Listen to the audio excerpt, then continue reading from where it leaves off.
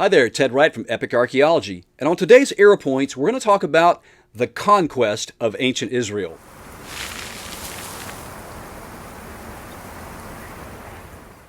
So one of the questions that is often asked by people who wonder about some of the events in the Bible is, was there an actual conquest? You know, a lot of Christians will talk about Joshua marching around the walls of Jericho, and the question is, did this actually happen? Is there any evidence that the conquest happened?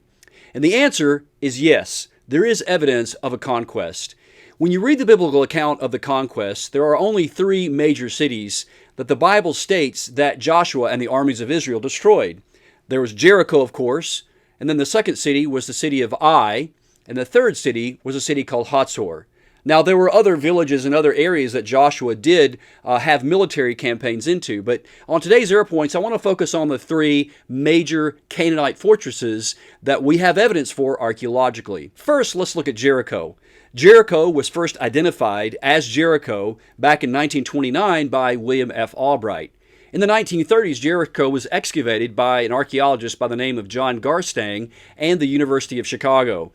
In the excavation of Garstang, discovered a destruction in City 4 of Jericho that matches the biblical description exactly. In fact, there was a huge layer of ash in the city, and it was burned. Everything in the city was burned. Even the grain was not taken, which actually matches what the biblical writers say happened. So here we've got evidence that Jericho was destroyed exactly as the Bible states that it was.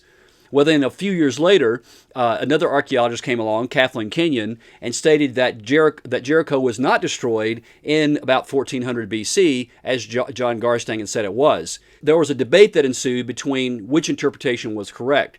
And I think today there is a consensus among conservative archaeologists that John Garstang was correct in his analysis of Jericho, primarily not based necessarily on the Bible, but based on the evidence from the pottery itself.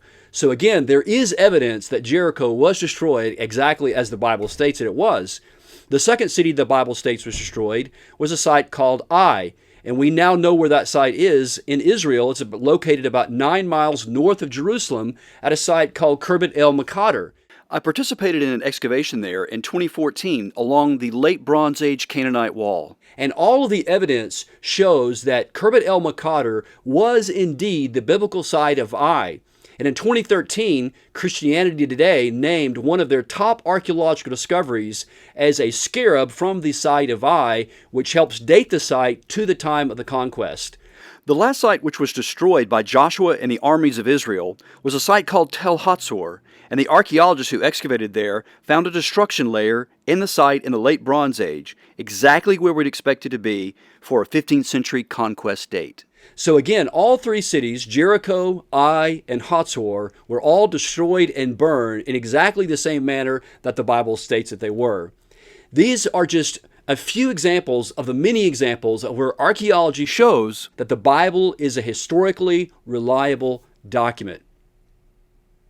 So if you have been enjoying these videos at Epic Archaeology, let me ask for your help. We really love your support, and we're so grateful for all of the positive comments, but we need your help financially. If you are able to help support Epic Archaeology and create more videos, if you like this video and if you like the other videos that we created, then please consider donating to Epic Archaeology. Simply go to our webpage, epicarchaeology.org, and click on Give.